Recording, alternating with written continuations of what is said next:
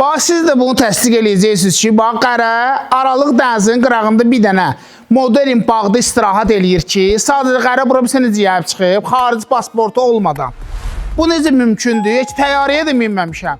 İkinci qərə Şüvalanda sizin üçün dənizə yaxın yerdə bir dənə ab-ı hava düzüb qoşub ki, bu sadəcə bəhbəhin kiçik qardaşıdır.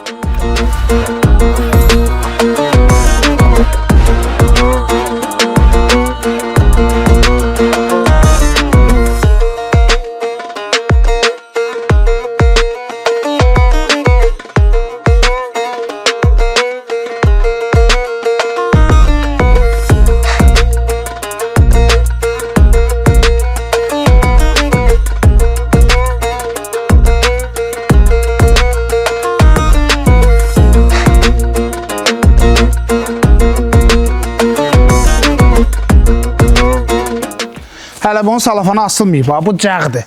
Demək, cəğ bağımız Şüvalanda yerləşir. 6 sotun içində 220 kvadrat bağ evimiz. Bu da ki, onun balaca qardaşı.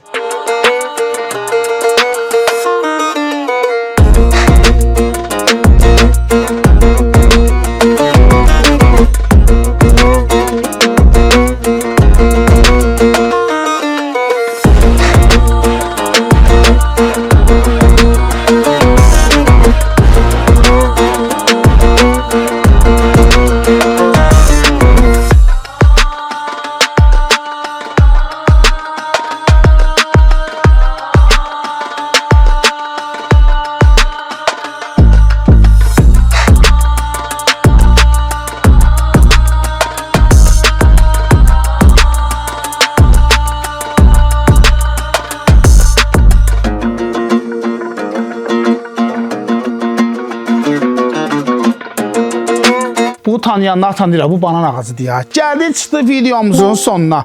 Əgər bu gözəl bağ evi sizin də xoşunuza gəldisə, Telegrupun səhifəsindəki nömrələri yığırsınız, qərəz götürüb gəlir bura.